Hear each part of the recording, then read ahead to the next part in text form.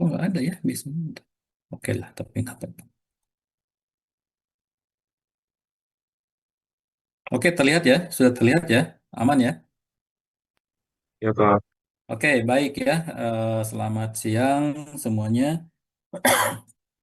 Kita akan teruskan ya materi kita ya, gelombang dalam geofisika begitu. Sekarang kita akan masuk ke materi utamanya begitu ya, yaitu gelombang, mulai dari gelombang satu dimensi begitu kan.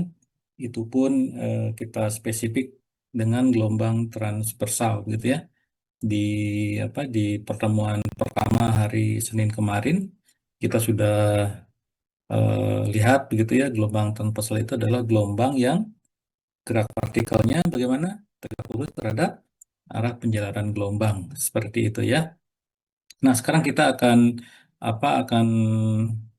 melihat formulasi dari fenomena gelombang transversal satu dimensi ya. Jadi masih sangat simple seperti itu. Dan yang harus diingat begitu ya, bahwa materi ini tuh rasanya bukan pertama kali ya yang diperoleh begitu ya oleh peserta semua di sini kan. Ya, tentu sudah mendapatkan tentang gelombang satu dimensi atau gelombang tali ya, lebih spesifiknya begitu di kuliah fisika ya. Masih ingat materi tentang gelombang satu dimensi di fisika, gelombang tali?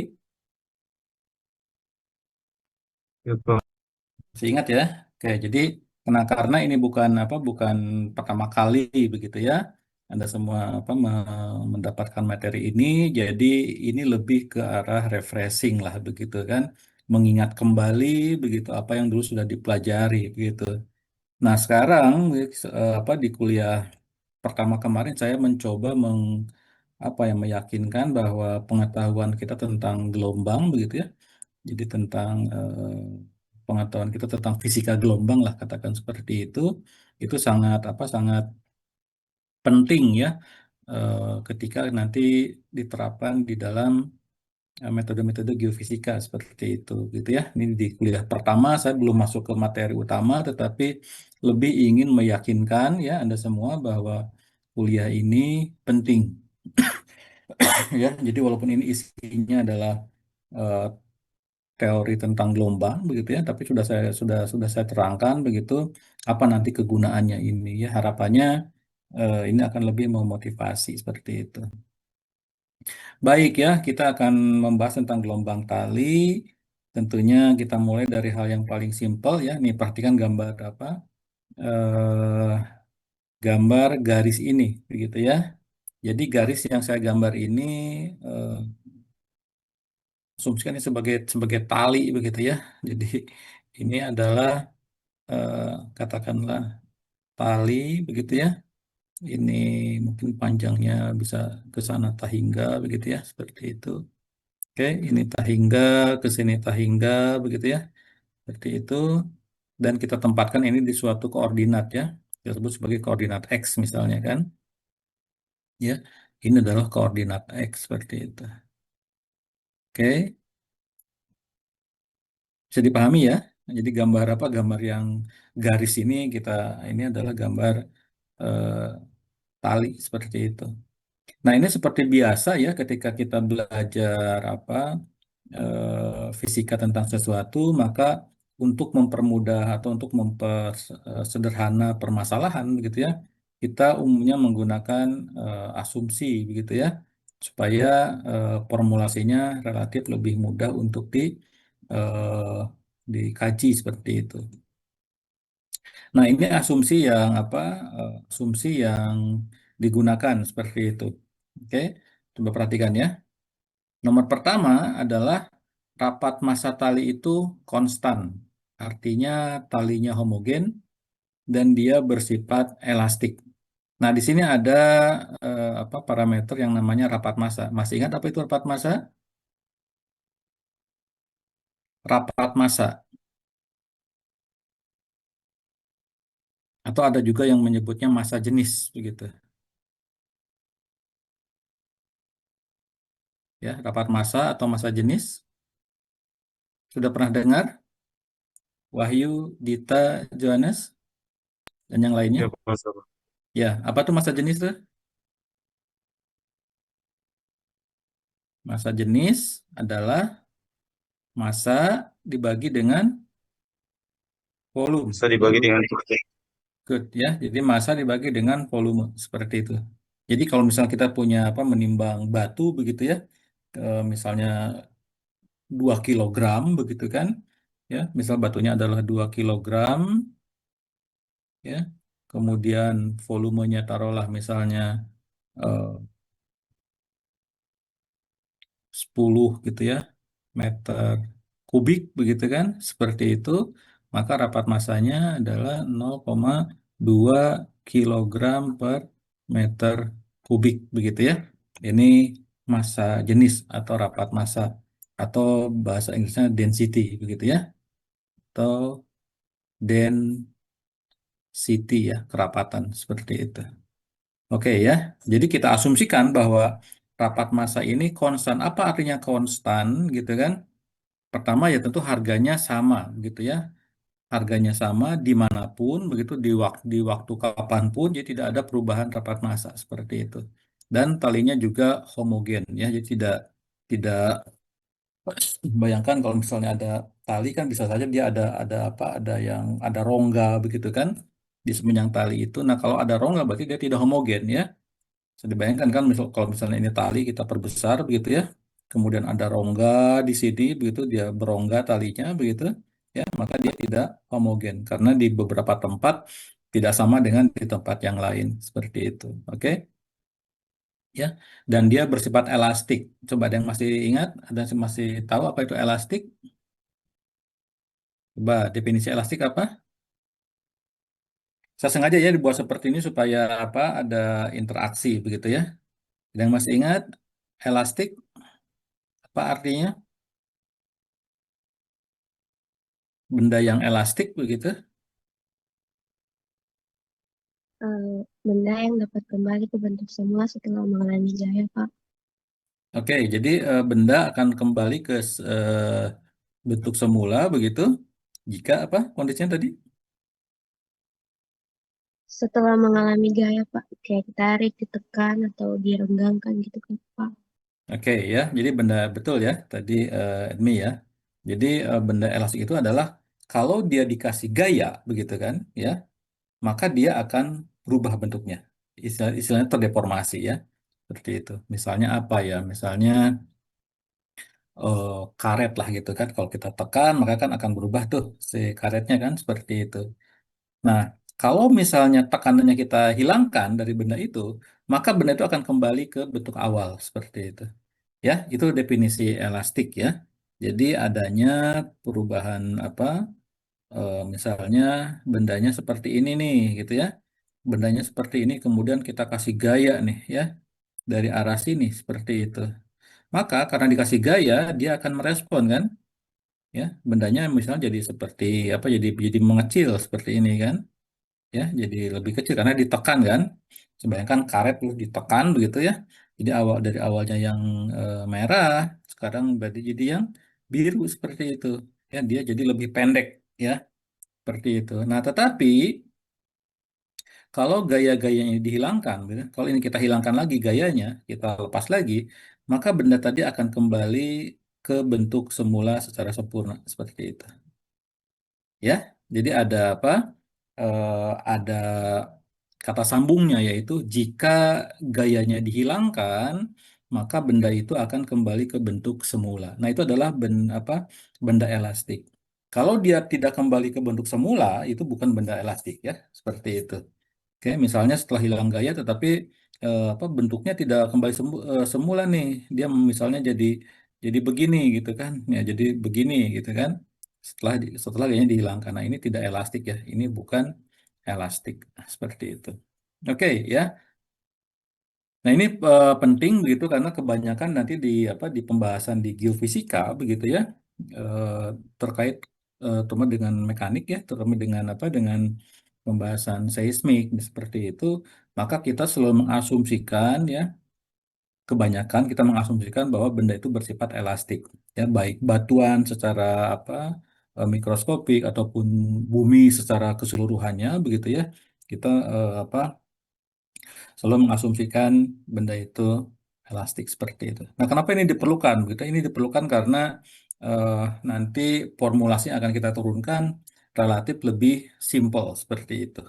Ya, walaupun mungkin tadi yang apa yang homogen pun gitu mungkin tadi agak-agak jarang ya realnya di lapangan seperti itu begitu kan. Yang elastik pun demikian, tetapi untuk menurunkan formulasi kita memerlukan asumsi ini seperti itu. Oke, kemudian kita lihat yang kedua begitu ya. Ini tegangan yang diakibatkan oleh regangan tali dia cukup besar sehingga pengaruh gravitasi dapat diabaikan ya.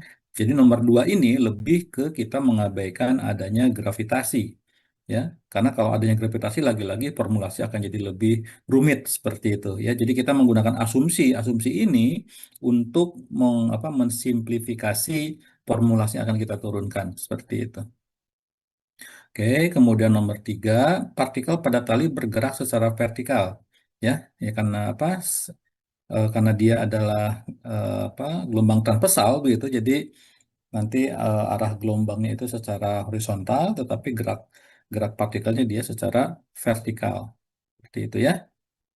Oke, dan kemiringan pada setiap titik tali dipertahankan kecil, artinya nanti sudut dari eh, kemiringan tali ini kita asumsikan kecil seperti itu. Nah, ini asumsi ini diperlukan ya. Jadi asumsi ini diperlukan untuk menurunkan formulasi gelombang satu dimensi atau gelombang tali yang lebih supaya lebih simpel. Oke, nah ini misalnya pada suatu kondisi tertentu ya, pada suatu T0 katakanlah seperti itu. Nah, pada suatu waktu yang lain, begitu sekarang talinya di seperti ini, begitu ya. Jadi talinya seperti ini. Jadi ada eh, perubahan misalnya dari posisi ini begitu ya, jadi ke atas gitu kan pada suatu saat T tertentu begitu kan ya, di X ke Y gitu kan, kemudian pada X ke J gitu kan, dia jadi ada di sini gitu ya, si partikel tali yang ada di sini jadi di sini, partikel yang ada di sini jadi di sini seperti itu ya, pada suatu T tertentu ya. Demikian juga di tempat-tempat lain gitu ya, dia jadi ada pergeseran atau terdeviasi atau ada perubahan ketinggian seperti itu. Bisa dipahami ya. Jadi ini adalah kondisi tali ya pada pada T tertentu begitu ya, yang saya gambarkan sebagai garis biru yang melengkung ini seperti itu. Nah, kita sekarang akan menganalisis kondisi apa kondisi fisik seperti ini, seperti itu, gitu ya. Nah, yang khas di baik di matematik atau di fisika atau di secara keseluruhan ada di dunia sains begitu ya. Begitu. Maka untuk melihat keseluruhan sistem, kita tinjau dulu komponen kecil atau segmen kecil dari tali ini, ya. Jadi untuk mempelajari keseluruhan perilaku dari keseluruhan tali begitu, maka kita pelajari dulu komponen yang kecil ini gitu kan, ya, seperti itu. Komponen yang kecil walaupun ini kelihatan masih besar begitu ya, tapi ya tentu kalau kalau yang betulan kecilnya ya agak sulit begitu ya menggambarkannya nggak akan terlihat seperti itu, tapi bayangkan ini adalah yang merah ini adalah segmen atau bagian dari tali itu. Oke. Nah, mungkin untuk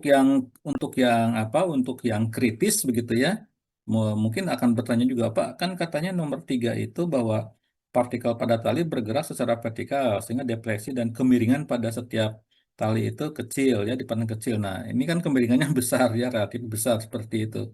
Maka jawabannya lagi-lagi ini adalah untuk mengemphasize, untuk membuat gambarnya menjadi clear sehingga mudah dianalisis begitu ya. Oke. Jadi pahami itu ya. Jadi kita akan menganalisis segmen dari tali itu, segmen ini. Nah, tentu saja kalau kita lihat begitu ya, segmen ini saya akan hapus dulu yang lainnya supaya lebih terlihat jelas. Mungkin saya hapus dulu ini ya. Nah, tentu saja segmen tali ini ya, jadi segmen tali yang ini karena dia ada di koordinat begitu ya, jadi kita bisa mengkaitannya dengan koordinat. Misalnya ujung yang di sebelah kiri gitu ya, ujung yang di sebelah kiri misalnya ini adalah XI gitu ya. Misalnya di sini adalah XI atau X lah katakan seperti itu gitu kan. Atau misalnya X1 boleh ya. Ini misalnya X2 begitu. Nah, kalau misalnya jarak antara X1 dan X2 itu adalah delta X begitu ya, seperti itu, maka X2 tentunya apa? X1 ditambah dengan delta X. Ya, bisa dipahami ya, misalnya X1-nya kita berapa? Misalnya X1-nya ada 5 begitu kan. Delta X-nya adalah misalnya apa ini ya saya agak batuk di sini. Misalnya delta X adalah 0,2 begitu, maka X2-nya sama dengan 5 ditambah 0,2 ya, yaitu 5,2 ya, seperti itu. Bisa dipahami? Bisa dipahami ya? Nah, kalau misalnya X1-nya adalah X1-nya X seperti itu, ya maka X2-nya adalah X ditambah dengan delta X begitu ya. Seperti itu. Oke, ya. Jadi kita akan menganalisis segmen kecil yang ditandai oleh segmen warna merah. Oke. Nah, sekarang gambar tali tadi ya, gambar yang segmen yang merah ini kita apa yang gambar merah ini ya, kita pindahkan ke gambar apa ke halaman ini ya. Jadi yang ini ya, yang ini itu adalah gambar yang merah tadi ya. Jadi ini adalah apa bagian tali yang warna merah tadi begitu ya. Sekarang kita melihat eh, gaya-gaya yang bekerja pada benda ini seperti itu ya. Oke. Coba supaya saya dapat masukan sejauh ini bisa diikuti. Ya, paham semua. Bisa ya? Oke, jadi jangan gini, jangan ragu-ragu kalau misalnya tidak paham begitu ya, kalau tidak apa tidak mengerti apa yang sedang saya bahas, tolong angkat tangan begitu ya. Minta diulang lagi seperti itu ya karena saya juga perlu apa? Saya juga perlu masukan ya dari apa Anda semua begitu kalau misalnya tidak paham begitu, maka saya akan coba ulang lagi seperti itu. Oke, jadi ini adalah gambar yang segmen merah tadi seperti itu. Nah, tentunya kalau misalnya massa tali itu adalah M, ya, jadi keseluruhan tali sepanjang tadi adalah M, ya, maka segmen tali ini itu besarnya DM, ya, karena ini segmen tali ya, jadi apa namanya massanya tentunya DM seperti itu. Yang ini ya, ini DM. Nah, tadi kita lihat bahwa massa adalah perkalian antara rapat massa dan volume ya, tadi yang saya jelaskan di awal. Tetapi karena ini bendanya satu dimensi seperti itu, maka sekarang kita definisikan bahwa DM ini atau segmen massa ini sama dengan rho, rho itu adalah rapat massa atau density dikalikan dengan delta X seperti itu ya, di mana delta X itu adalah panjang tali tersebut. Seperti itu ya. Oke. Ya, ini adalah delta M. Nah, sekarang bayangkan kalau tali ini mungkin lebih lebih apa? Lebih mudah dibayangkan seperti senar gitar lah gitu ya. Bagi kalian yang apa yang suka main gitar begitu ya. Seperti itu ya. Bayangkan ini adalah senar gitar. Mungkin seperti itu. Nah, kalau kita sedang memetik senar gitar, gitu, maka yang kita rasakan di ujung apa di ujung jari kita itu seperti ada tarikan, gitu kan? Jadi kalau kita ya tidak harus senar gitar saja, gitu bisa apapun talinya kalau kita bentangkan, kalau kita tarik seperti itu, maka kita merasakan adanya sensasi bahwa tali itu seperti menarik kita, seperti itu, begitu ya. Nah, itu karena ada yang disebut sebagai pegangan ya atau tegangan seperti itu begitu ya yang bekerja di ujung-ujung di bagian ujung dari segmen tali tersebut. Sebagai contoh misalnya di posisi X ya, tadi kita tempatkan yang kiri ini di posisi X, yang kanan ini di posisi X plus delta X begitu ya, maka kita gambarkan bahwa tarikan yang kita rasakan tadi begitu itu kita gambarkan sebagai regangan T1. Oke, di mana tegangan T1 dia membentuk sudut terhadap garis horizontal sebesar θ 1 seperti itu. Ya, demikian juga dengan di ujung yang satunya lagi di posisi X plus delta X seperti itu ya. Jadi di posisi X plus delta X kita juga akan merasakan tarikan oleh tali tersebut begitu ya ke arah apa ke arah luar seperti itu. Ya, ini kita namakan T2 ya. Jadi yang ujung kiri disebut sebagai T1 di posisi X gitu ya. Di posisi X plus delta X kita sebut sebagai T2. Di mana T2 itu membentuk sudut θ 2 terhadap garis horizontal. Oke, ya. Nah, mudah-mudahan skema ini bisa skema ini bisa dipahami karena ini penting ya memahami skema itu sebelum nanti kita masuk ke formulasinya seperti itu. Oke, ya. Nah, sekarang karena tali tersebut ada di dalam koordinat begitu ya, koordinat X seperti itu. Nah, maka sekarang θ1, T1, ya, θ2, T2, maka dia juga merupakan fungsi dari posisi dan waktunya seperti itu. Ya, sebagai contoh misalnya ini ya. Maka θ1, apa itu θ1? Adalah sudut yang dibentuk oleh tension atau regangan tali ke arah T1 ini dengan horizontal seperti itu begitu ya. Maka θ1 dia merupakan fungsi atau ya dari X dan T. Demikian juga dengan θ2 di sini. θ2 merupakan fungsi dari apa? Fungsi θ sebagai fungsi dari posisi X plus delta X dan T seperti itu. Ini apa coba artinya ya? Ini yang perlu dipahami di sini. Bahwa θ1 dan θ2 itu akan berubah sudutnya begitu kan? Ya, kalau kita bergeser posisinya seperti itu. Ya, jadi apa istilah dari θ1 adalah fungsi dari X dan T, artinya θ1 berubah baik secara posisi maupun secara time atau waktu. Ada X dan ada T di sini. Ya, demikian juga dengan θ2 bahwa θ2 dia akan berubah ya tergantung dari posisi X plus delta X-nya dan juga time-nya. Seperti itu.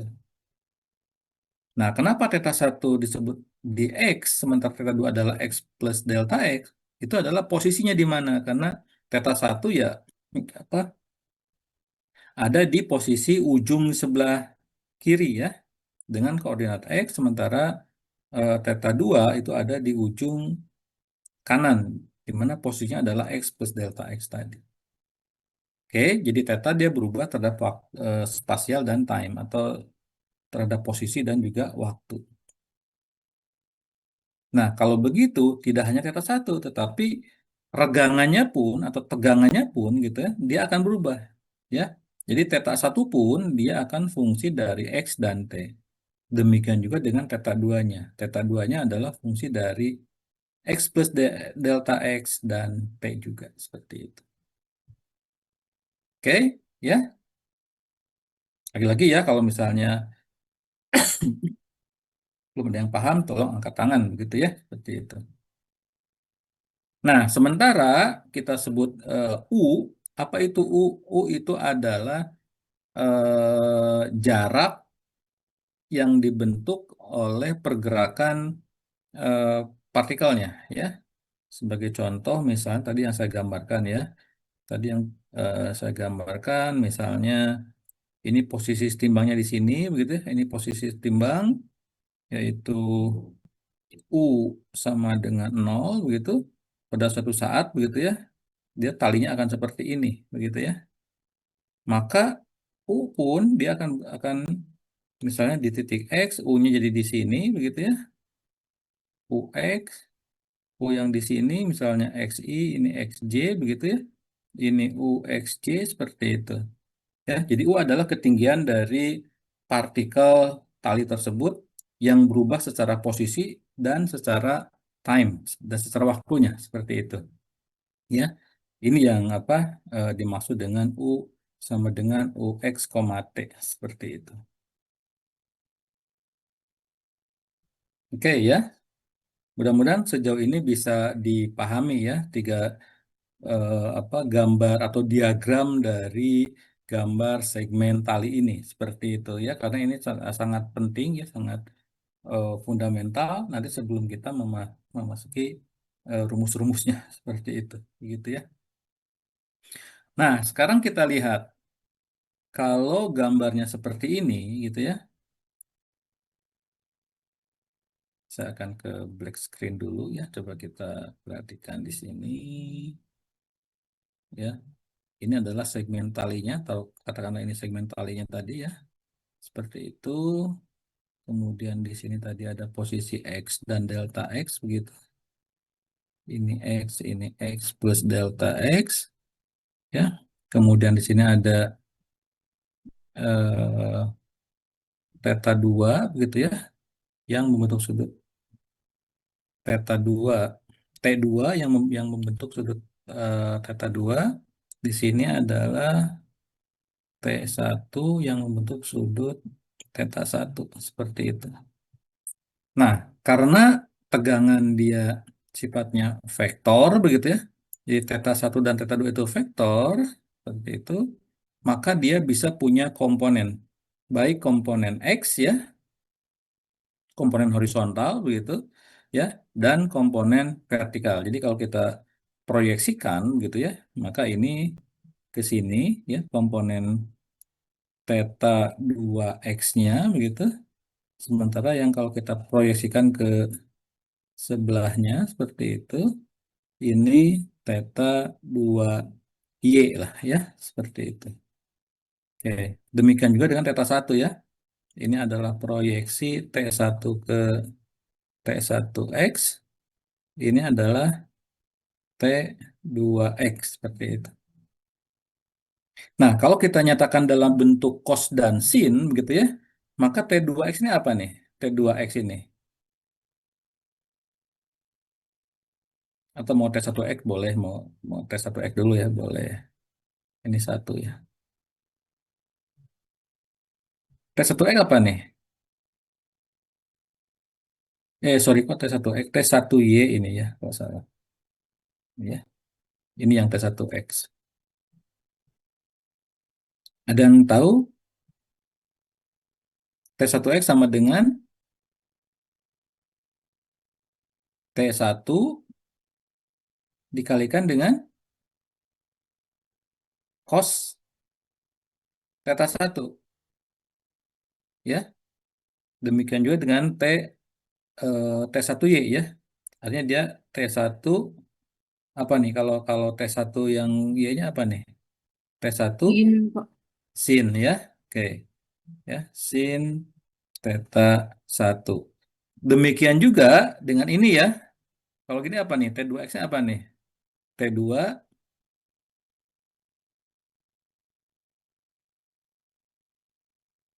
cos theta 2 Terus kan? kita Mm-mm. Nah, ini apa nih? Yang ini nih. Yang T2y apa nih? Kita tulis ke sini ya. T2 sin tersebut. T2 sin theta 2 gitu ya. Seperti itu. Oke, jadi sekarang kita runutnya supaya supaya clear. Jadi T1X sama dengan Y sama dengan T1 sin theta 1 T2X sama dengan T2 cos 2 T2Y sama dengan T2 sin theta 2. Oke ya, seperti ini. Nah, tadi masih ingat bahwa T1 itu apa? T1 sama dengan Tx ya, koma T seperti itu. T2 sama dengan Tx plus delta xt ya. Theta 1 tadi adalah theta xt, theta 2 itu adalah theta x plus delta x, koma t ya, di slide yang tadi seperti itu. Nah, artinya bahwa kalau ini kita apa kita ganti ke sini begitu ya. Kita ganti ke sini ya, maka kita masukkan theta satunya adalah TXT gitu ya. Seperti itu yang untuk ganti ini. Cos theta satunya cos dari theta apa tadi? Theta satu theta X, T ya. Seperti itu. Ya, demikian juga dengan TY-nya ya. Ini TX, T sin theta theta X, T seperti itu. Ya. Dan demikian juga untuk yang T2X dan T2Y seperti itu. Jadi kita mengganti kalau T1 kita gantikan dengan pernyataan ini begitu ya. Seperti itu. Yang cos theta 1 kita bisa gantikan dengan ini. Seperti itu. Ya. Nah, sekarang tadi disebutkan bahwa apa namanya? Si partikelnya itu hanya bergerak secara vertikal, ya, tidak ada gerakan horizontal. Nah, di antara empat ini, ya, coba saya ingin tanya ya, di antara empat ini, T1X, T1Y, T2X, T2Y, mana yang bergerak secara horizontal? Tentunya adalah yang T1X dan T2Y, seperti itu. Sorry, T2X ya, T1X dan T2X karena dia bergerak secara pada sumbu sumbu X. Nah, tadi dikatakan bahwa partikel tali itu dia hanya bergerak secara vertikal, dia tidak ada pergerakan horizontal. Artinya tidak ada resultan gaya pada arah horizontal ya. Tidak ada resultan gaya pada arah X seperti itu. Ya, artinya T1X harus sama dengan T2X seperti itu. Ya, oke, sekarang kita tulis di sini ya. Gaya-gaya pada arah horizontal ya. eh,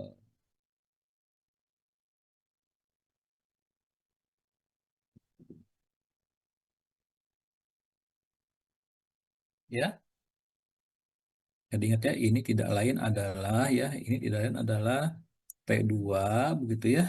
Ini adalah theta 2 kan. Ini adalah T1, ini adalah theta 1 ya. Dan karena tidak ada tidak ada eh, partikel kita tidak izinkan untuk bergerak secara horizontal, maka resultan gayanya nol. Artinya bagian ini harus sama dengan gitu ya. Jadi ini tadi yang bagian ini harus sama dengan bagian ini seperti itu. Ya. Jadi ini itu adalah ini adalah bagian yang ini, sementara ini adalah bagian yang ini harus sama dengan ya supaya ketika diresultatkan dia jadi nol seperti itu ya. Nah, karena sama dengan maka kita nyatakan bahwa eh, T2 cos theta 2 dan T1 cos theta 1 nilainya adalah tau seperti itu kan, atau suatu simbol tertentu lah. Gitu ya. Mudah-mudahan bisa diikutin seperti itu ya. Dan ingat kalau misalnya belum paham tolong jangan ini ya, harus mau bertanya begitu kan, atau mau menyampaikan bahwa oh Pak saya masih bingung seperti itu. Ya, karena nanti ini penting ya. Ini adalah fondasi dari rumus-rumus di sebelumnya. Oke, satu hapus dulu. Ya, jadi saya berharap ini bisa dipahami seperti itu. Nah, ini untuk gaya-gaya yang berarah pada sumbu X ya, atau searah dengan sumbu X seperti itu. Nah, sementara gaya-gaya pada arah vertikal maka adalah maka resultannya begitu dia tidak nol seperti itu kan ya. Jadi yang apa yang pada sumbu vertikal itu ada tadi T2 sin theta 2 gitu kan. Tidak lain adalah ini ya. Ini adalah T2 sin theta 2, tetapi eh, T2 sama theta 2-nya diganti menjadi ini gitu ya. Menjadi representasi ini. Oke. Dan ini dikurangi dengan T1 ini dikalikan dengan sin theta 1 seperti itu. Ya. Nah, ini adalah gaya-gaya atau resultan gaya pada arah sumbu vertikal. Dan dia tidak nol ya. Kenapa tidak nol? Karena kalau nol ya si talinya nggak akan bergerak kemana-mana, begitu kan? Ya, kalau dia nol ya artinya tidak akan ada fenomena gelombang seperti itu. Sementara kita ingin menganalisis bagaimana kalau tali ini terjadi fenomena gelombang ya, sehingga di sini ada resultan gaya seperti itu. Ya, semoga mudah-mudahan bisa dipahami sejauh ini seperti itu. Nah, kemudian kita tahu hubungan antara sin, tangen, dan kos seperti itu ya. Nah, ini mulai eh, kompleks ya, seperti tapi ya kan sudah belajar trigonometri begitu ya. Ini adalah sin theta itu sama dengan tangen dikali dengan cos ya. Sin adalah tangen dikalikan dengan cos. Nah, untuk apa kita mengapa menggunakan hubungan ini untuk mengganti sin yang ada di sini ya, sin ada di sini dengan perkalian tangen dan cos seperti itu ya. Jadi ini tangen theta 2 dikalikan dengan cos theta 2. Demikian juga dengan yang ini. Ini tangen theta 1 dikalikan dengan sin theta 1 seperti itu. Ya. Oke. Nah, kemudian ini kita keluarkan apa kita keluarkan atau kalau kita uraikan ya seperti itu. Kita keluarkan tangen atau ini kan T2 dikalikan dengan cos 2 itu sama dengan, ingat di sini ya, ingat tuh yang horizontal. T2 cos theta 2 sama dengan T1 cos theta 1 dan itu sama dengan tau ya. Jadi kita bisa mengeluarkan taunya di sini gitu kan. Ya, bisa keluar taunya, kemudian yang tersisa itu adalah tangen theta 2 dikurangi dengan tangen theta 1 seperti itu. Ya, tangan theta 2 dikurangi tangan theta 1. Nah, ada yang masih ingat ya kalau misalnya apa? Ya, ini memang saya karena ingin yakin bahwa Anda semua paham gitu ya, seperti itu, saya mencoba untuk memberikan ilustrasi seperti ini ya. Taruhlah ini X, ini Y gitu kan. Kemudian kita punya persamaan garis seperti itu. Ya, di mana garis ini membentuk sudut theta seperti itu ya. Oke, ini ada segitiga ya. Di sini misalnya panjangnya delta X begitu. Ini panjangnya seperti itu. Nah, ya. Ini delta X, ini delta Y. Maka tangan theta itu apa nih? Tangan theta.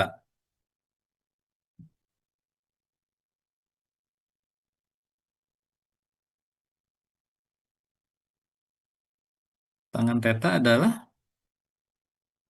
perbandingan antara delta Y ya, Wahyu, dibagi delta X ya. Seperti itu. Sepakat? Ya, Pak. Sepakat ya.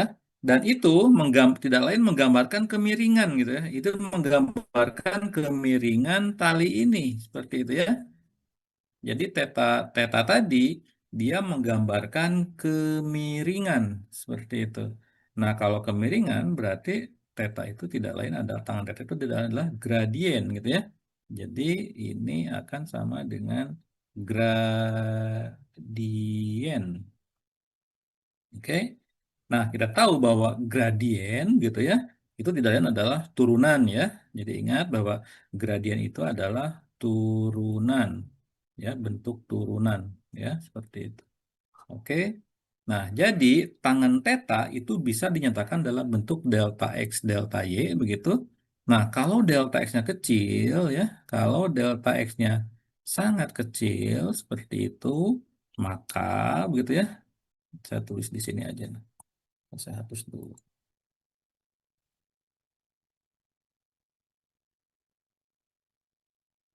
Ya, kalau delta X-nya kecil, maka delta Y, delta X untuk delta X sangat kecil, ya kita menggunakan pakai limit ya, di sini ya. Jadi kalau delta X-nya menuju 0, maka delta Y dibagi delta X di lain adalah turunan ya. Kalau kasus ini dy dx seperti itu. Atau kalau apa dalam bentuk parsialnya ya, do y do x seperti itu. Ya, bisa dipahami kenapa makanya di sini begitu tangan ya, tangan yang di sini ya itu menjadi do u do x ya, tangan theta di sini menjadi do u do x juga seperti itu. Ya, tetapi kalau yang di sini do u do x-nya adalah dia fungsi dari x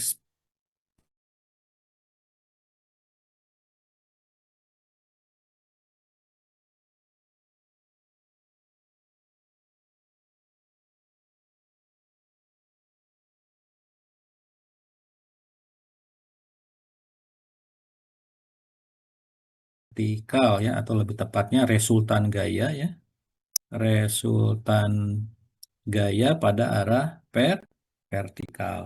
Nah, sekarang kalau kita mau menganalisis gerak, maka kita menggunakan hukum Newton ya. Hukum Newton keberapa? Hukum gerak itu ke kedua ya. F sama dengan M dikali A ya.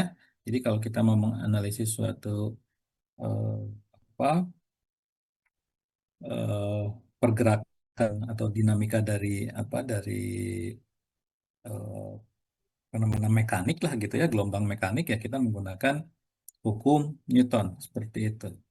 Nah, menggunakan hukum Newton 2 maka F ya atau resultan gaya sama dengan ini M tadi ingat ya di awal atau delta M lah katakan seperti itu ya dikalikan dengan percepatan. Kita tahu bahwa percepatan itu adalah turunan kedua dari besaran U di sini kan ya karena U itu adalah jarak begitu ya atau jarak partikel dari terhadap posisi timbangnya, maka ini percepatan dinyatakan oleh persamaan seperti ini. Ya. Nah, kalau begitu kita tinggal masukkan saja sekarang kan ini F-nya udah ada nih, ini F-nya ini nih, ini F nih. Ini F ya, yang itu ini kita ganti ke sini. Oke. Kalau kita gantikan gimana nih ya? Kalau kita masukkan berarti U do X dari X plus delta X, koma T ya, yang ini dikurangi dengan do U do X dari X, koma T ya, tutup. Di sini ada rho delta X do kuadrat U do T kuadrat seperti itu. Ya, jadi F yang ini itu adalah F yang ini ya tidak lain adalah F yang ini kan seperti itu. Oke, nah untuk mempermudah ini kita kita balikan juga boleh ya. Misal kita do U do T-nya kita ganti di sini di sebelah kiri ya. Maka do U do T kuadrat gitu ya sama dengan di sini ada tau dibagi rho kita tempatkan di sini ya. Tau dibagi rho boleh mau ditempatkan di sini tau dibagi rho ya, karena rho ini kita pindah ke sini, kemudian dikalikan dengan do U, do X untuk X plus delta X, T min do U, do X, X, T, seperti itu. Nah, kemudian jangan lupa ini delta X-nya ya, dibagi dengan delta X, seperti itu. Ya, jadi kalau ini kita tempatkan, maka kita akan punya formulasi seperti ini ya. Oke, ya tau dan rho-nya kita simpan di sini, atau kalau mau di sini ya tinggal rho dibagi dengan tau ya. Kalau mau ditempatkan di sebelah sini, ini rho dibagi dengan tau. Kalau mau ditempatkan di sini adalah tau dibagi dengan rho, seperti itu. Oke, ya. Nah, saya akan Saya akan hapus semua, tetapi saya akan tuliskan yang sudah saya siapkan pakai apa? Nah, seperti ini ya. Jadi yang tadi setelah dipindahkan ruasnya begitu kan, jadinya seperti ini. Tapi di sini rho dan t-nya masih di masing-masing suku ya, seperti itu. Tapi kalau mau dibagikan juga boleh ya, mau di rho di sini ya. Ini jadi rho, ini nggak ada rho-nya, boleh seperti itu ya. Oke, seperti itu boleh. Nah, sekarang begitu kan, siapa yang masih eh, pernah mendengar yang namanya deret Taylor? Coba. Ada yang pernah mendengar deret Taylor di kuliah TPB Matematik, atau deret Maclaurin misalnya? Pernah dengar nggak nama istilah ini nih?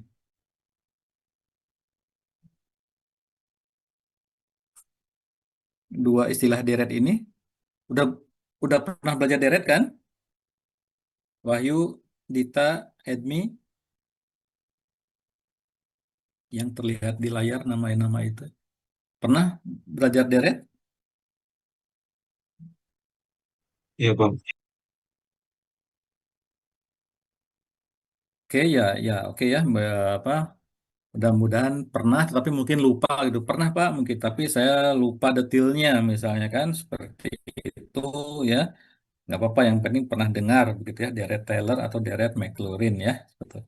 Nah, kalau yang ini kita aplikasikan deret Taylor ke dalam persamaan ini gitu kan, maka ya, oke, di sini delta X menuju 0, maka UX bisa diuraikan menggunakan uraian Taylor, atau tadi saya sebut sebagai deret Taylor gitu ya. Kita bisa menggunakan uraian Taylor.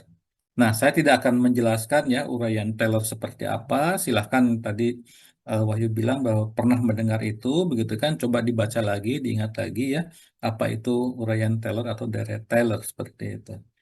Nah, kenapa ini penting? Karena dengan menggunakan uraian Taylor, maka ya, persamaan di atas ini bisa kita reduksi, kita bisa simplifikasi begitu ya, menjadi persamaan ini. Ya, saya tidak akan menjelaskan lebih detail begitu kan, tetapi hmm, ya, ini sebagai latihan saja gitu. Ini saya akan gunakan penurunan dari sini ke sini ya, dari saya mungkin hapus dulu. Jadi dari bentuk ini menjadi bentuk ini ya, akan saya jadikan latihan ya. Jadi silahkan Anda semua cari di literatur begitu kan, bagaimana yang nomor ini gitu ya, yang ini menjadi bentuk yang paling ini, yang menjadi bentuk yang seperti ini, gitu ya. Oke, ini sebagai latihan, ya. Coba dicari begitu, bisa menggunakan AI begitu kan, atau membaca buku begitu ya. Silahkan dicari kok bisa begitu dari persamaan yang seperti ini bisa menjadi persamaan seperti itu. Paham ya? Ini adalah latihan. Jadi apa masing-masing. Anda semua harus mencoba mencari tahu begitu kan bagaimana kok bisa seperti ini ya. Nanti di pertemuan selanjutnya akan saya tanyakan ya. Di pertemuan selanjutnya akan saya tanyakan. Jadi ada latihan yang sifatnya apa? Dikumpulkan, artinya harus dikumpulkan. Ada latihan sifatnya tidak harus dikumpulkan, seperti itu. Nah, yang ini ya, ini tidak harus dikumpulkan, tetapi kalian harus mencoba apa mencari ini, ya. Nanti ada beberapa tugas sama yang harus dikumpulkan. Kalau yang ini silakan bentuknya latihan ya. Tapi akan saya tanyakan nanti di pertemuan selanjutnya ya, siapa yang sudah mengerjakan ini. Oke ya. Nah, jadi kita perhatikan ke bentuk ini. Dan ini penting begitu ya. Ini adalah inti dari pembahasan sekarang ini ya. Jadi do kuadrat u ya, do kuadrat u do t kuadrat sama dengan tau dibagi dengan rho do kuadrat u do x kuadrat. Ini yang disebut sebagai persamaan gelombang ya. Karena kita sedang meninjau benda satu dimensi, jadi benda yang hanya punya dimensi panjang gitu seperti itu gitu ya. Maka persamaan ini lebih tepatnya disebut sebagai persamaan gelombang satu dimensi atau satu D seperti itu. Ya, jadi kalau misalnya apa kapanpun kalian melihat ada apa ada fenomena gelombang kali begitu ya atau gelombang satu dimensi lainnya seperti itu, maka itu secara matematik dinyatakan oleh persamaan ini. Ya, nah bagaimana cara mengingatnya gitu kan? Jadi persamaan gelombang adalah persamaan yang menghubungkan turunan kedua temporal, artinya temporal terhadap T, dihubungkan dengan turunan kedua secara spasial atau terhadap X, terhadap ruang, seperti itu. Ya, jadi kapanpun, maka misalnya kan melihat suatu persamaan, di mana melibatkan hubungan antara do kuadrat U do T kuadrat, do kuadrat U do X kuadrat, dia pasti menggambarkan suatu fenomena fisika yang berbentuk gelombang, seperti itu. Ya, jadi penurunan rumus tadi itu akhirnya atau apa akhir dari cerita persamaan tadi adalah sebagai persamaan gelombang satu dimensi ya seperti itu. Nah, bisa juga ditulis seperti ini, C kuadrat ya, yang tadinya kan coba perhatikan ini ya, awalnya kan ini ada tau dibagi dengan rho ya, ada tau dibagi dengan rho yang bagian ini begitu, kita bisa ganti tau dibagi dengan rho kuadrat. Ya, ini jadi C kuadrat. Artinya C kuadrat sama dengan tau dibagi dengan rho. Ya. Dan dia nilainya harus positif. Ya. Oke, seperti itu. Nah, kira-kira C ini apa ya? C ini berkaitan dengan apa nih C ini nih? Ada yang sudah tahu atau tahu dibagi dengan rho ini apa nih? Dimensi apa dia nih? Atau parameter fisika apa terkait dengan gelombang? Ingat ya waktu di pertemuan apa pertama kemarin parameter gelombang itu ada apa saja? Ada periode, ada frekuensi, apa lagi? Periode, frekuensi, ayo, udah lupa? Ada amplitudo, ada apa lagi? Velocity, Pak. Ada velocity. Velocity, Kecepatan gelombang. kecepatan gelombang. Nah, bagus ya, Gio. Karena yang kita lihat ini nanti dia punya makna itu adalah velocity, artinya kecepatan rambat dari gelombang dinyatakan oleh C seperti itu. Nah, bagaimana cara kita mengetahuinya? Kita bisa melihat dari dimensinya, begitu ya. Kalau C adalah tau dibagi dengan rho, tau adalah gaya tadi kan, ya. Jadi ini gaya, rho itu adalah density, maka C-nya adalah force dibagi dengan density atau gaya dibagi dengan rapat massa dipangkatkan setengah ya, diakarkan seperti itu. Nah, ini kalau kita teruskan, maka kita akan punya dimensi L T min 1 atau sama dengan meter per second gitu kan satuannya. Satuan meter per second itu adalah satuan untuk kecepatan. Jadi C di sini itu punya makna kecepatan rambat gelombang. Seperti itu. Ya. Jadi apa fenomena gelombang tali tadi begitu ya.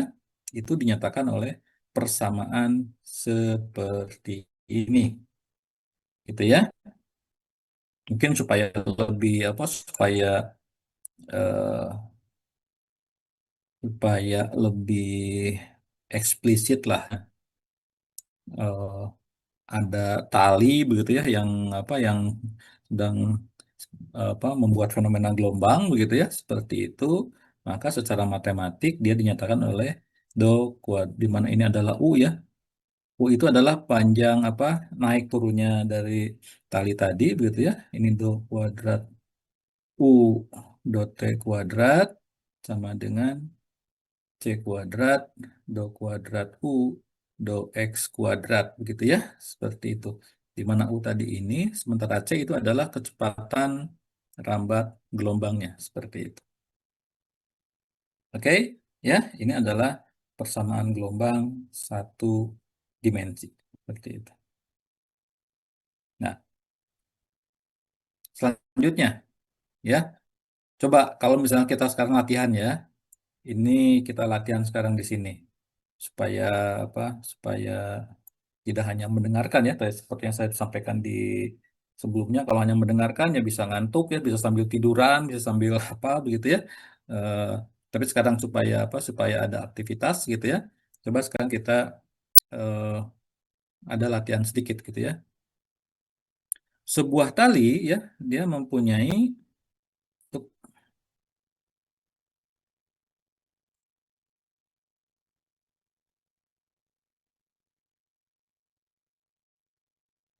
ya. Sebuah tali mempunyai rapat massa atau tadi density atau rho ya, linear sebesar 3,09 kali 10 pangkat min 4 kilogram per meter. Oke. Nah, nomor A ya. Jika tali tersebut dipetik, maka akan menghasilkan gelombang satu dimensi ya. Bayangkan talinya apa namanya kalau mau senar gitar boleh lah gitu kan. Kalau dipetik gitu kan, kan si senar gitar tadi kita akan bergetar kan, di mana ada fenomena gelombang tali di situ. Nah, pertanyaannya adalah berapa kecepatan rambat gelombang tali tersebut jika regangan pada tali sebesar 56,4 Newton? Coba dihitung.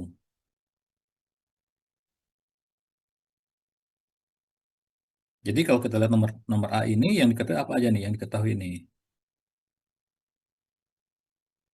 Tadi rapat massa apa nih rapat massa? Simbolnya apa tadi? Coba. Rho ya. Rho sama dengan 3,09 dikali 10 pangkat min 4 kilogram per meter. Tadi ada regangan pada tali ini apa? Regangan pada tali apa tadi simbolnya? 56,4 tadi apa? Force pak gaya pak. Apa? Sergio? Tadi simbol yang kita gunakan adalah tahu ya, ya kan? Tahu sama dengan 56,4 Newton. Nah, sekarang pertanyaannya, kita ada rho, kita ada tahu seperti itu, maka pertanyaan adalah berapa besarnya kecepatan? Tadi gimana rumusnya? C sama dengan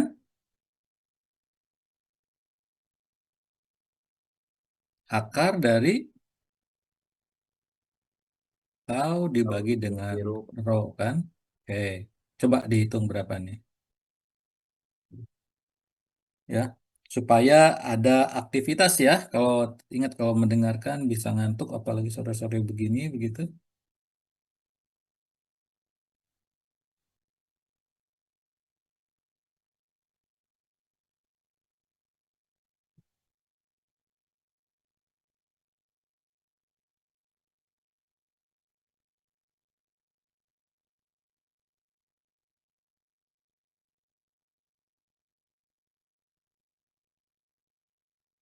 427,23 meter per sekon, Pak.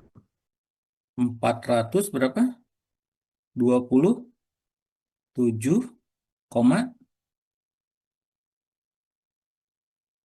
koma berapa tadi? 0,23, Pak. 23 meter per second gitu ya. Iya, Pak. Oke, dari Sergio ini ya. Coba yang lain coba. Yang lain ada sama nggak nilainya? Siapa tahu hitungannya berbeda ya, karena kalau misalnya di apa di ujian pun begitu ya, eh, kadang rumusnya sama begitu, tapi ketika dihitung cukup bervariasi seperti itu.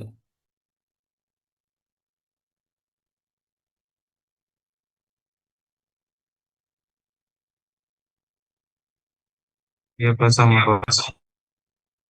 Sama ya? Oke, Sama Pak. good. Oke, good kalau sama ya. Jadi nomor nomor satu semuanya oke. Nah, sekarang kita masuk ke nomor dua begitu ya. Nah, sekarang rapat massanya itu 20 kali lipat ya. Rapat massanya 20 kali lipat. Kemudian menghasilkan gelombang dengan kecepatan yang sama. Jadi C-nya sama, rapat massanya menjadi 20 kali lipat. Sekarang pertanyaannya berapa regangan yang dibutuhkan pada tali tersebut? Nah, ini kebalikannya tadi ya. Kalau tadi ditanyakan kecepatannya, nah sekarang ditanyakan berapa regangannya ya, berapa taunya begitu supaya kalau misalnya apa rapat massanya menjadi 20 kali lipat ya. Jadi ini tinggal dikalikan saja 20 begitu ya. Oke. Nah, kemudian eh, frekuensinya apa kecepatannya sama tapi ya. Tapi kecepatannya sama. Coba berapa nih? Tahu yang butuhkan ya. Tadi berarti kalau begitu tahu sama dengan apa nih? Tahu sama dengan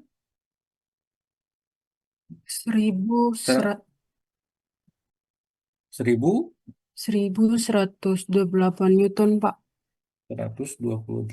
Newton. Dari siapa tadi? Dita ya? Iya, Pak. Dita. Yang lain saya tunggu supaya siapa tahu ada yang beda.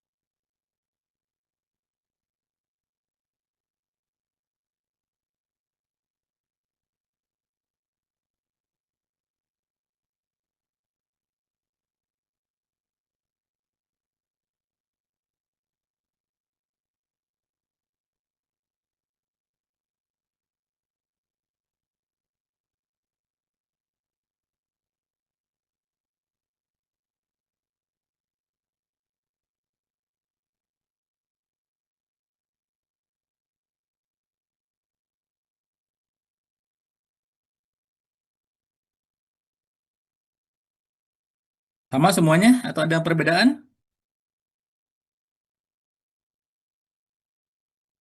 Masa Dita aja? Sama Pak. Sama Sama ya? Pak. Sama Pak. Pastikan sama ya, pastikan sama. Oke, good ya. Nah, jadi salah satu contohnya seperti itu. Nah, artinya begini ya kan, kalau kita lihat begitu ya, eh, kecepatan itu akan tergantung dari seberapa besarnya tegangan ya yang bekerja pada tali dan dibagi dengan rapat massanya seperti itu. Ya. Nah, ini apa korelasinya dengan ilmu kita lah? Pak kan kita tidak belajar tali kan gitu kan? Apa kalau kalian kritis begitu? Pak, kan geofisika tidak belajar tali. Geofisika kan belajarnya batuan atau bumi seperti itu. Nah, hal yang sama pun berlaku seperti itu gitu ya. Bahwa kecepatan gelombang seismik misalnya kan yang menjalar di batuan ya di salah satu jenis batuan begitu, maka dia akan tergantung dari rapat massa batuannya loh. Ini kok saya kenapa angkat tangan di sini?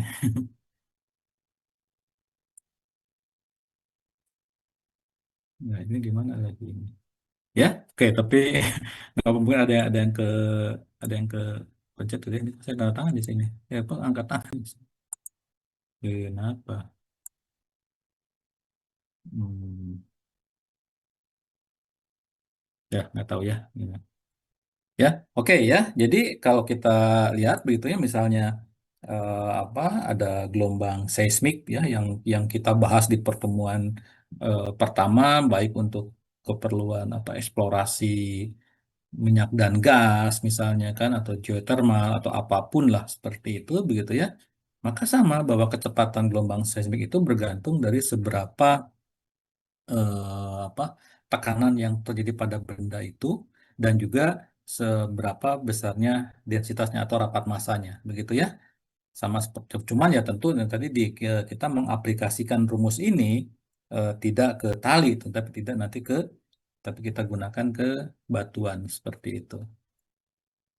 Oke, mohon tolong diingat itu ya. Tolong diingat bahwa kecepatan gelombang seismik yang menjalar di suatu jenis batuan akan tergantung dari rapat massanya. Kita tahu misalnya kan satu jenis batuan dengan batuan lain, dia mempunyai rapat massa yang berbeda-beda ya. Seperti itu. Coba ada yang masih ingat nggak waktu belajar di geologi, misalnya batuan, contoh batuannya apa coba yang masih ingat?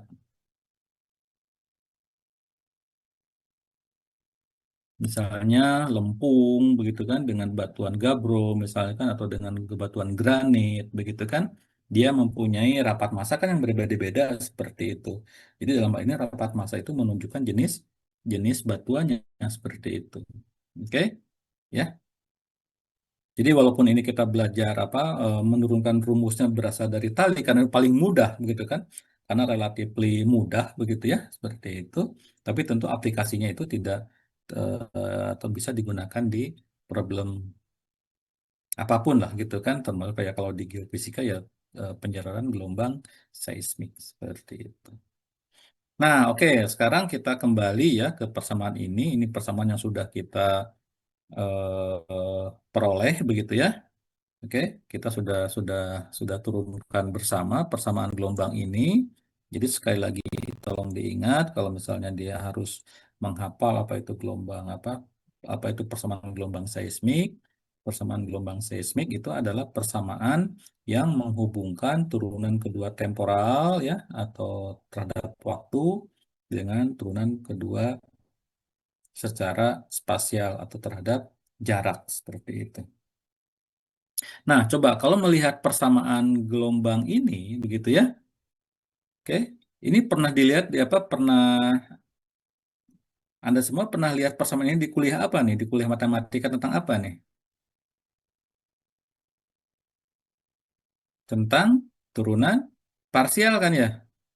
Ini kan bentuk turunan parsial ya,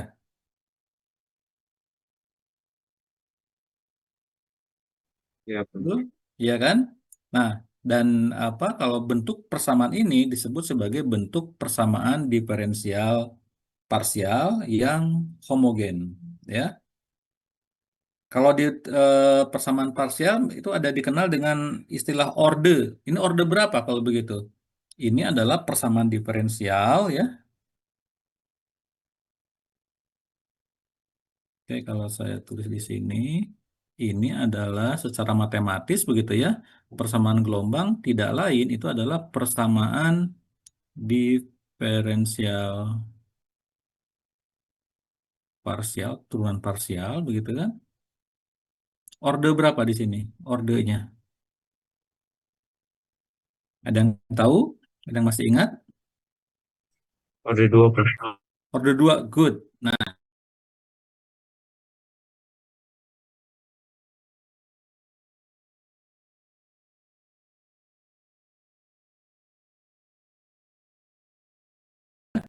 Nah, persamaan diferensial yang lain begitu ya.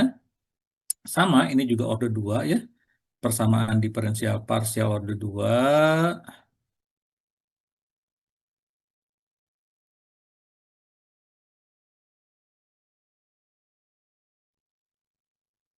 orde 2 gitu ya. disebut sebagai tak homogen. Coba diperhatikan. Yang membedakan apa nih antara homogen tidak homogen dilihat dari persamaan ini? Yang membedakannya adalah yang homogen di sini tidak ada apa-apa ya sama dengan nol, tetapi yang tak homogen ini ada tambahan ininya ya. Oke, ada tambahan f sebagai fungsi x, t. Apa dikenalnya ini ya? Ini disebut sebagai dengan kalau bahasa Inggrisnya source term gitu ya. Source term ya, atau kalau kita terjemahkan tersebut sebagai komponen sumber gitu ya, seperti ini ya. Dan dua-duanya ya, baik persamaan homogen dan persamaan tak homogen di di ilmu geofisika atau di studi geofisika itu digunakan seperti itu begitu ya. Kapan misalnya kalau kita hanya mau melihat fenomena gelombangnya saja, maka kita cukup menggunakan yang homogen ya. Jadi kita tidak melibatkan sumber bagaimana gelombang itu dibentuk seperti itu. Tetapi kalau kita melibatkan komponen sumber, maka kita menggunakan persamaan yang tak homogen. Seperti itu ya. Oke, ya. Nah, ini supaya apa? Misalnya sekarang jadi punya alasan sekarang kenapa kok kita sebagai di prodi geofisika masih tetap belajar misalnya matematik tentang persamaan diferensial gitu kan ya, karena persamaan diferensial itu adalah tidak lain pernyataan dari persamaan salah satunya ya, persamaan gelombang itu dinyatakan oleh persamaan diferensial orde 2 seperti itu. Jadi saling mengkait tuh, belajar matematikanya ada kaitannya dengan fisika, begitu kan? Fisikanya ada kaitannya dengan geofisika seperti itu ya.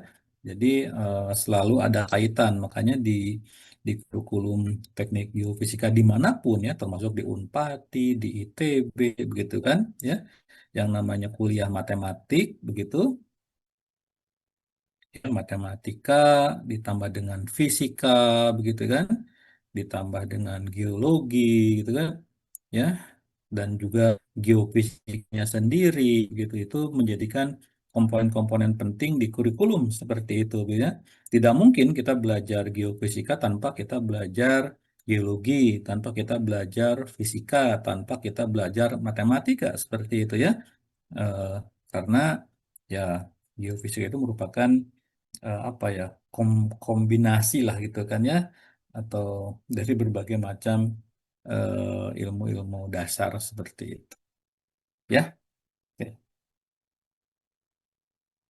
Nah, baik ya Mas, karena tadi Wahyu sudah menyebutkan bahwa ini adalah apa, persamaan diferensial orde 2 gitu kan, maka untuk menyelesaikan persamaan ini ya, karena ini tipikal ya, atau sudah biasa di dunia sains atau di dunia di dunia engineering ya seperti itu. Kalau kita sudah punya persamaan ya, kalau kita sudah punya suatu bentuk persamaan, maka selanjutnya kita selalu ingin tahu apa solusinya. Seperti itu. Ya.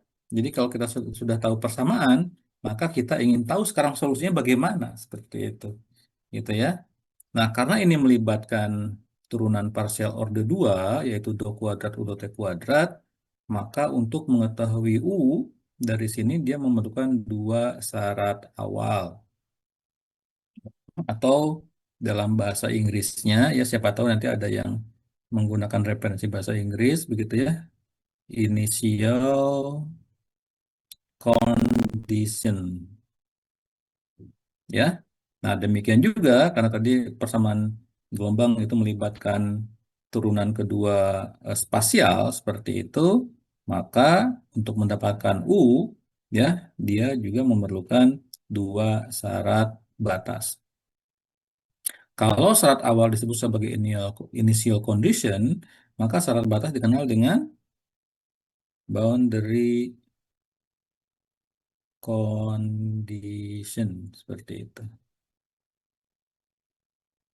Ya, nah sebagai contoh misalnya ya kan, sebagai contoh kita misalnya ada tali seperti ini ya, ada tali tapi kita ikatkan gitu ya.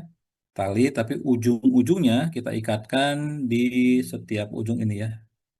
Di misalnya ini posisi sama dengan nol seperti itu, posisi timbang lah seperti itu ya. Oke, ya. Kemudian pada pada saat T awal ini kita bentuk bentuk gelombangnya seperti ini begitu ya. Misalnya ini adalah fx begitu ya. Seperti itu. Kemudian dia juga punya turunannya ya, turunan dari apa fx-nya gx misalnya seperti ini ya.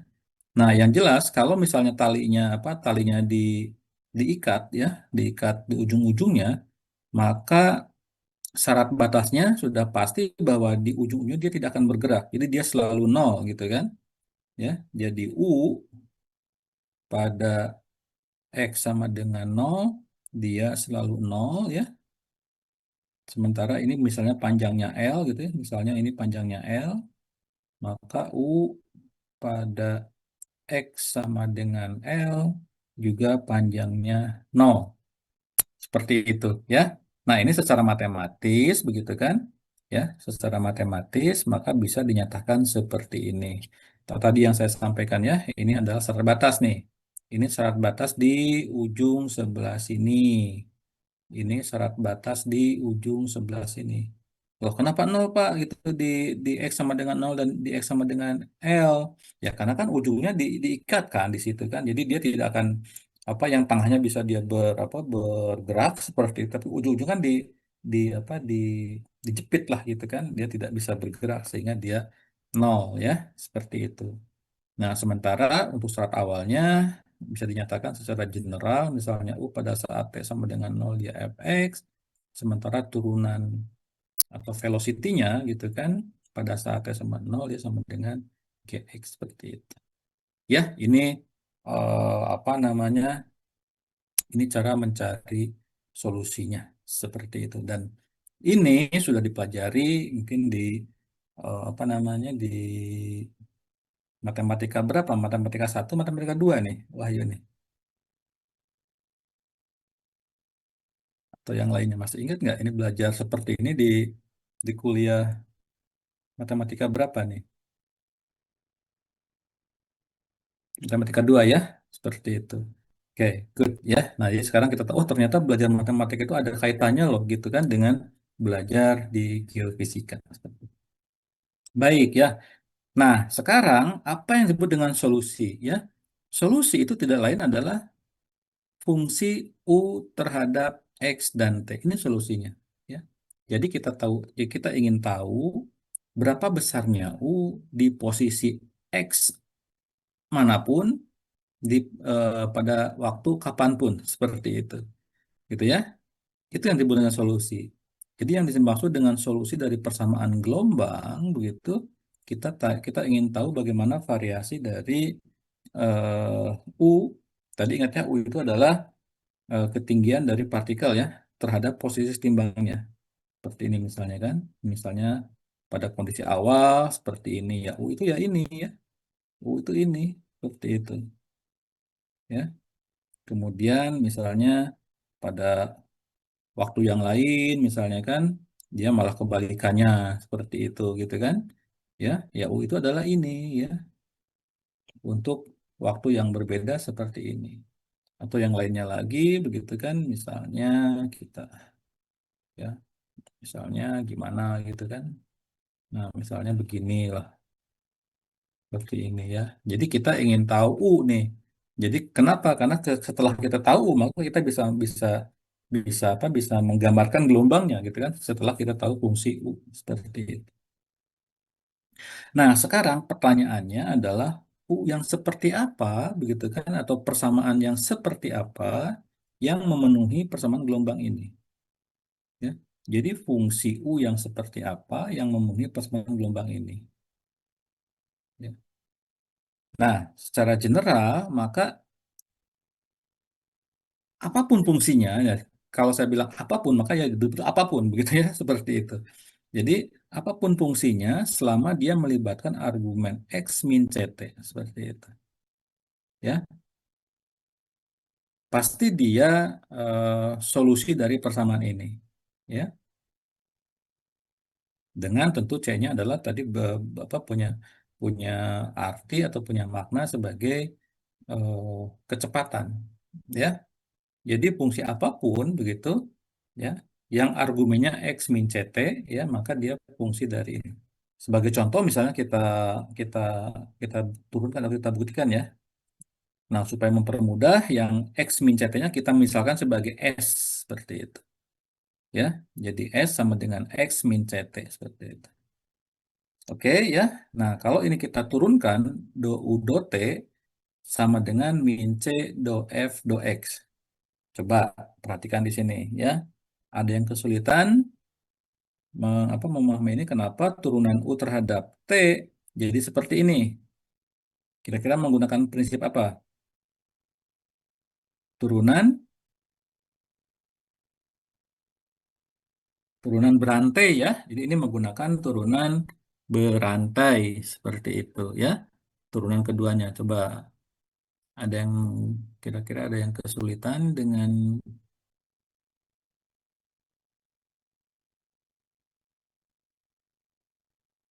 paham kenapa seperti ini? Ya, misalnya saya tanya, ya, supaya supaya ada interaksi begitu, ya. Oke, supaya ada interaksi, misalnya saya tanya Sergio deh, ya. Sergio, bisa paham Sergio kenapa seperti ini?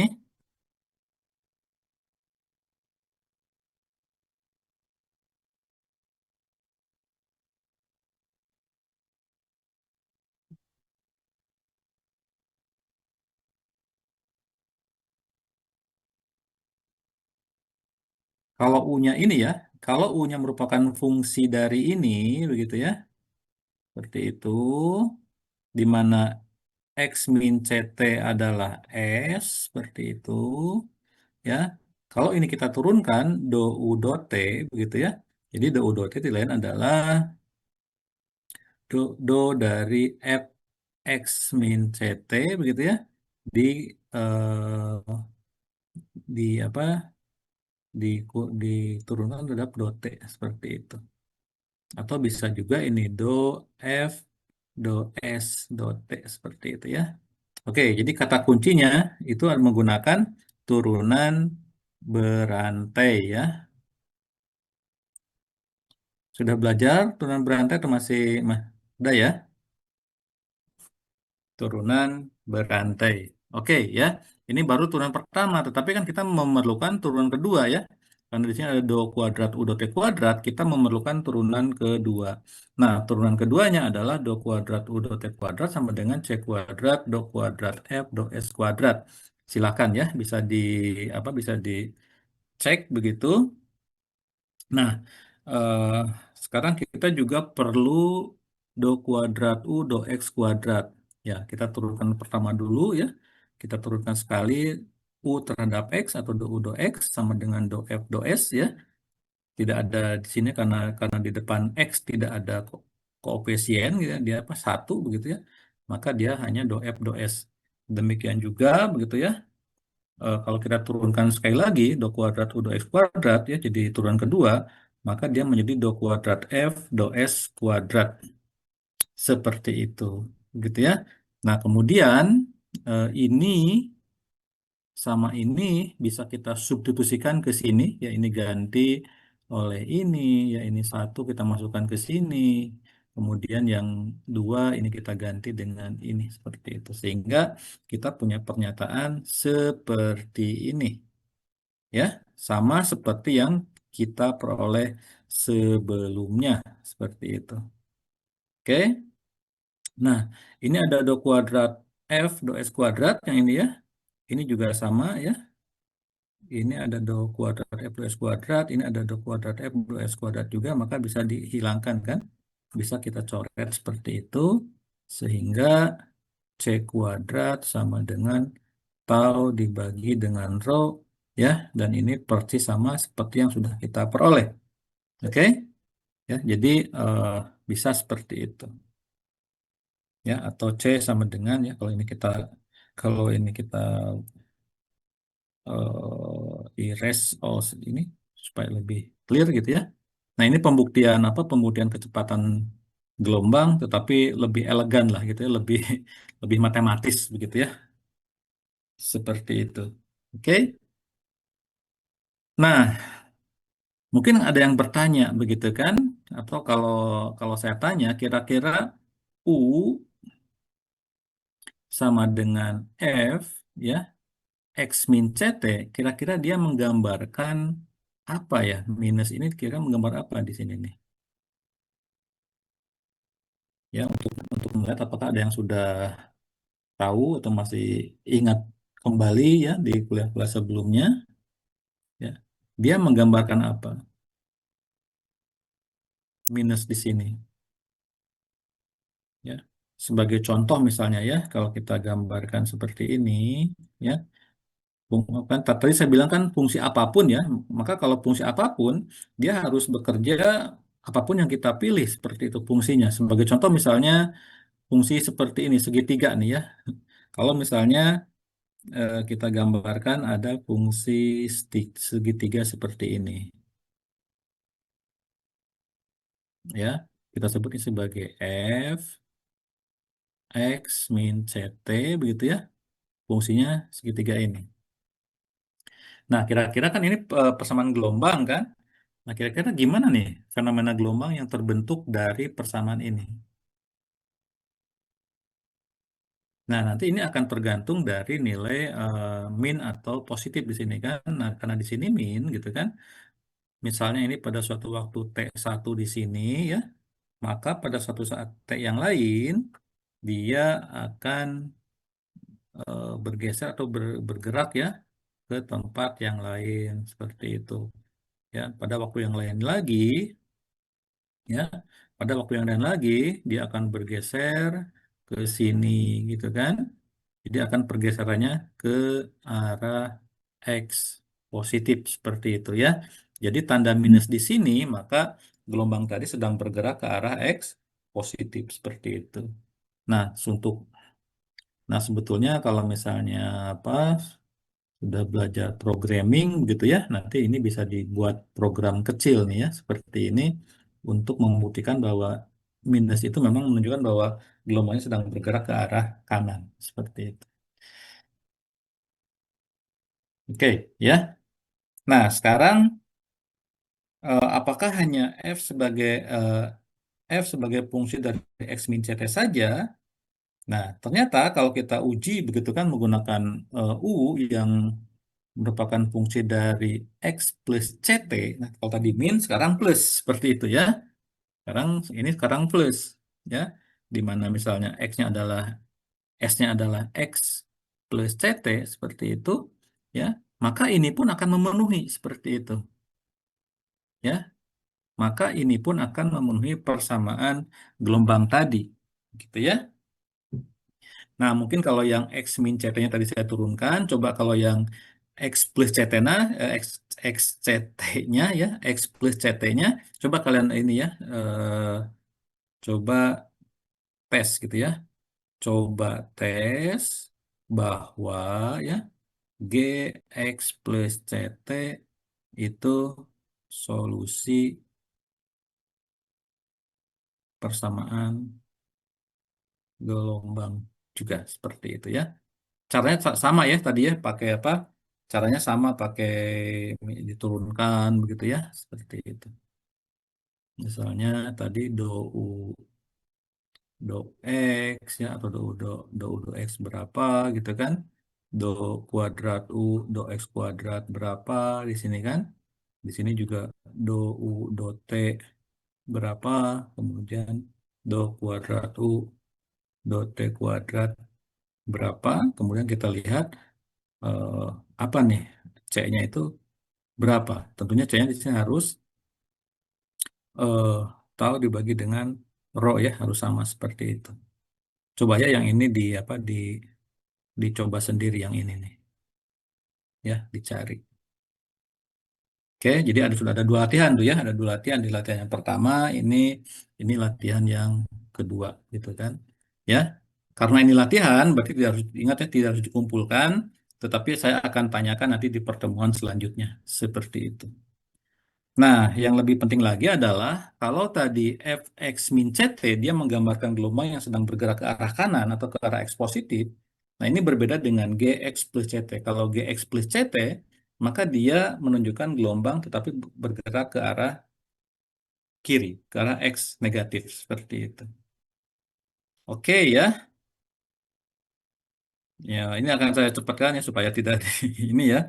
Saya akan cepatkan seperti itu ya. Silakan yang tadinya dicoba sendiri dulu ya. Nah, kalau misalnya F dia solusi ya, G juga solusi gitu kan? Ya. Maka penggabungannya pun atau F sama dengan G harus solusi juga gitu kan? Dia juga solusi. Ya, jadi kalau ada dua fungsi, misalnya f dia solusi dari fungsi persamaan gelombang, g juga dia merupakan fungsi dari persamaan gelombang, maka penjumlahannya juga harus merupakan solusi dari persamaan gelombang itu. Itu yang disebut sebagai prinsip superposisi seperti itu. Ya, jadi merupakan prinsip superposisi. Oke. Nah, kalau di ya kita tentu sudah mengenal ya. Pernah mendengar superposisi gelombang itu apa itu? Walaupun nanti kita akan belajar ini ya secara tersendiri, tapi paling tidak pernah mendengar tidak superposisi gelombang, yaitu ya penjumlahan dua gelombang. Misalnya ada gelombang yang bergerak ke sebelah ke X positif gitu kan. Ada juga gelombang yang bergerak ke arah X negatif begitu ya. Ini misal tadi F ya, ini adalah G gitu ya, maka pada suatu saat kalau dia ketemu begitu kan itu adalah penjumlah atau superposisinya seperti itu. Sebagai contoh mungkin kalau di permukaan laut begitu ya, di pantai seperti itu kan ada gelombang yang menjalar ke arah pantai, dan kita juga lihat kan ada eh, suatu saat itu ada gelombang yang bergerak dari arah pantai ke arah laut seperti itu. Nah, pertemuannya begitu kan itu disebut sebagai eh, dua gelombang yang bergerak ke arah laut dan keluar dari itu ya superposisi gelombang atau penjumlahan gelombang. Itu ya. Oke, jadi ini pembuktiannya juga mudah ya. Jadi kalau ini kita apa? Kalau ini kita jumlahkan, maka ini bisa kita keluarkan kan jadi do kuadrat F do X kuadrat ditambah dengan do kuadrat G do Y kuadrat begitu. Nah, karena dari do kuadrat F do X kuadrat itu adalah ini ya, sementara yang do kuadrat G do X kuadrat juga ini seperti itu, maka kalau kita gabungkan begitu ya, maka 1/C kuadrat sama dengan do kuadrat F do T kuadrat, ini do kuadrat G do T kuadrat. Kemudian kalau di apa? Kalau dikembalikan disatukan F dan G-nya jadi seperti ini. Ya. Sehingga misalnya kalau kita kalau kalau F sama F ditambah G itu sama dengan H misalnya seperti itu ya, maka persamaan ini bisa dituliskan sebagai do kuadrat H per do X kuadrat sama dengan 1/C kuadrat do kuadrat H do T kuadrat seperti itu kan ya. Jadi ini juga persamaan gelombang seperti itu ya. Nah, oleh karena itu maka solusi secara keseluruhan begitu ya, U ini dia merupakan atau bisa dinyatakan dalam bentuk penjumlahan eh, fx min ct ditambah dengan gx atau g sebagai fungsi dari x plus ct.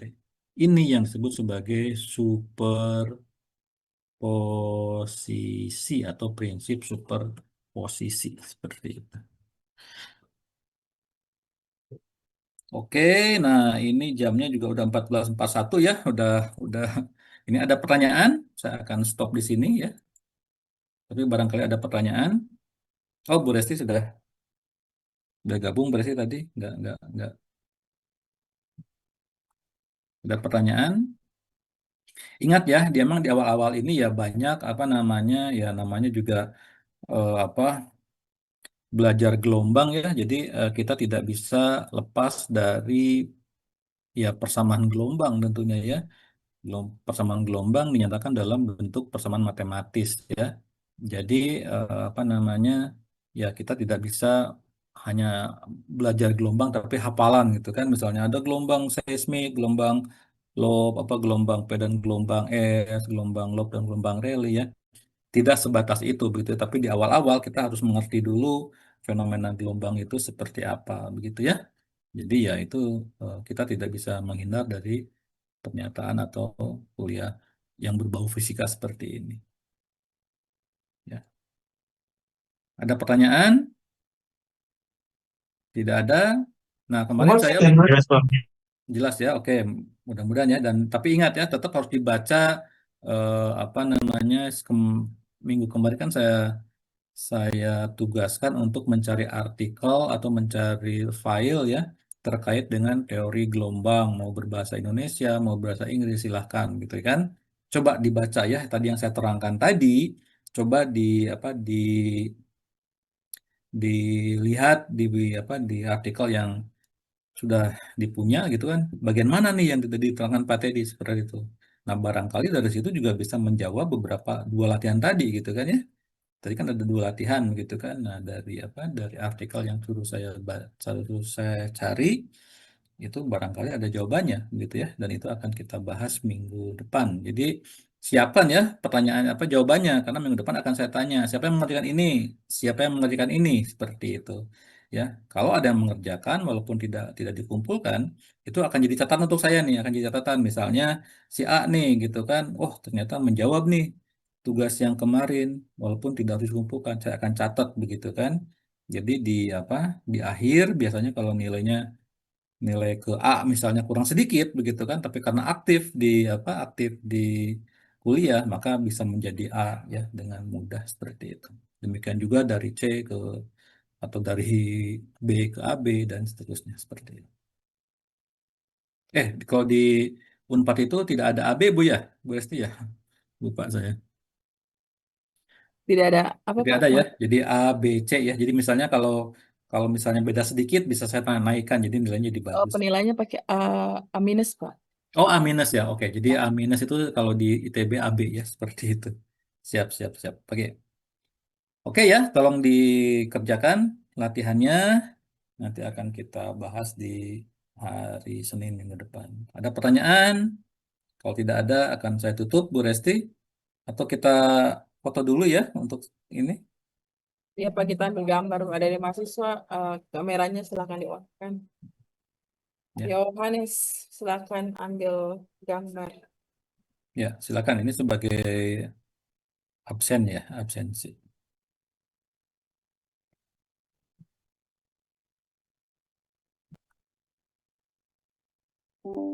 Biar saya juga jadi ingat nih apa jadi namanya siapa, jadi saya bisa ingat nanti ini ya. Yohanes pakai aba-aba gitu, suara. Yo, Yohanes. Oh, ternyata ada Elizabeth, Tesalonika, tuh kelihatan sekarang Sisil gitu kan, Johannes, Nikodemus. Oke ya, selamat sore. Kita sampai ketemu minggu depan hari Senin ya. Baik Oke, Pak, terima kasih Pak. Sorry. terima kasih Bu Resti. Terima kasih Pak. Terima kasih, Terima kasih, Pak. Pak. Selamat sore, Pak. Pak, terima kasih, Pak. Terima kasih Selamat Pak. sore. Sama-sama. Selamat sore Pak.